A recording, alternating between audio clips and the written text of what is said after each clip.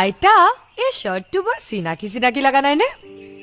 বাৰু হ'ব এই চোলাটোৰ কথা এৰাচোন এতিয়া এই মহা জেদি ল'ৰাটোৰ জেদ কেনেকৈ ভাঙিব পাৰি তাৰ কিবা এটা কৰা মই ইমান ডাঙৰ ছুপাৰষ্টাৰৰ জেদ মই কেনেকে ভাঙিম আইতা?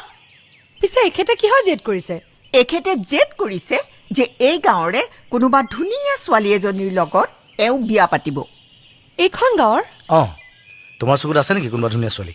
অঁ মোৰ দুজনীমান বান্ধৱী বৰ ধুনীয়া। মই কিন্তু মদ খাওঁ, চিগাৰেট খাওঁ আৰু যিমান বেয়া কাম আছে পৃথিৱীত চব কৰোঁ, কিন্তু বিয়াৰ পিছত এৰি দিম। তেনেহ'লে ঠিক আছে। কালি তোমাৰ কিবা কাম আছে নেকি? কাইলৈ বিশেষ তেনেকৈ একো কাম নাই। তেনেহ'লে বোলা বিয়াখন পাতি লওঁ। ঠিক আছে। হা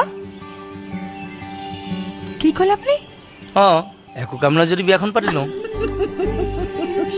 সেয়া মই কৈছিলো নহয় বলিয়া ই এটা মস্ত বলিয়া এতিয়া আৰু সেইবোৰ চিন্তা কৰিবলৈ সময় নাই সোনকালে অঁ বুলি কৈ দিয়া